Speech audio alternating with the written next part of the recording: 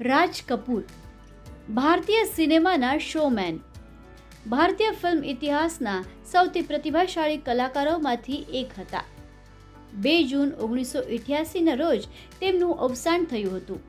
એક એવા ફિલ્મી વારસોની પછાડી છોડી ગયા જે આજે પણ લોકહૃદયમાં જીવંત છે.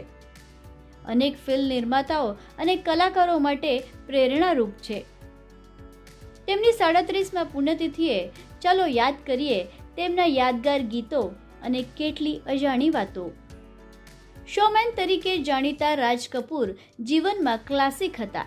તેમનો સ્વભાવ તેમના વ્યક્તિમત્વ અને કારકિર્દી બંનેમાં જોવા મળતો.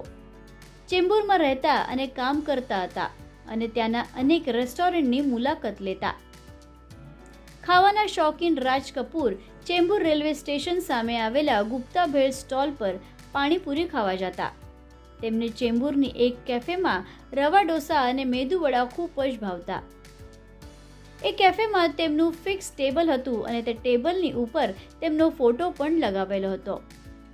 રાજ કપૂર એ તેમના ચેમ્બુર સ્થિત આરકે સ્ટુડિયો ખાતે વિશાળ ગણપતિ ઉત્સવ અને હોળી પાર્ટીઓ યોજીને સાંસ્કૃતિક પરંપરાઓ પ્રત્યેનો પ્રેમ વ્યક્ત કર્યો હતો.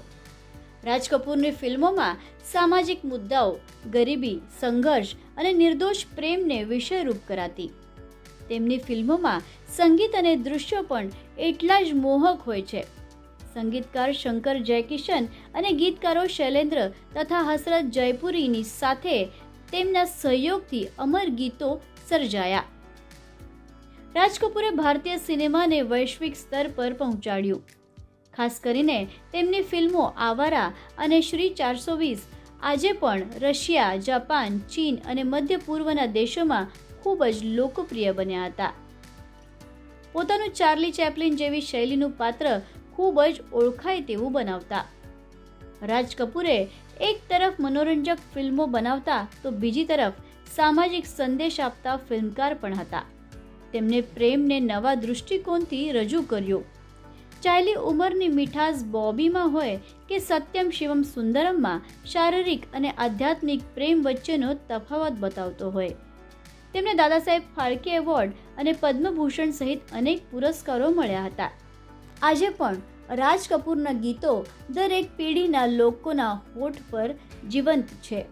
તેમની અમર કલેક્શનમાં પ્યાર હુઆ ઇકરાર હુઆ, મેરા જૂતા હૈ જાપાની, સબ કુછ સીખા હમને, આવારા હું, जीना यहाँ मरना यहाँ, लागा चुनरी में दाग, डम डम डिगा डिगा, रमैया वस्ता वैया, दिल की नजर से, सजन रे झूठ मत बोलो, દુનિયા બનાને વાલે અને અનેક એવા ગીતો કે જે આજે પણ લોકોના દિલમાં જગ્યા ધરાવે છે.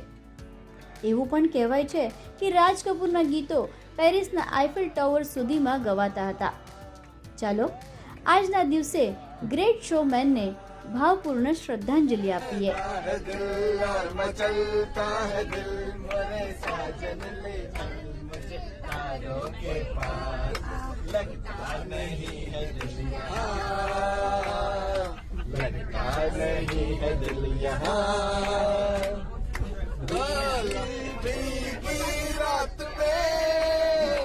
दिल का दामन थाम ले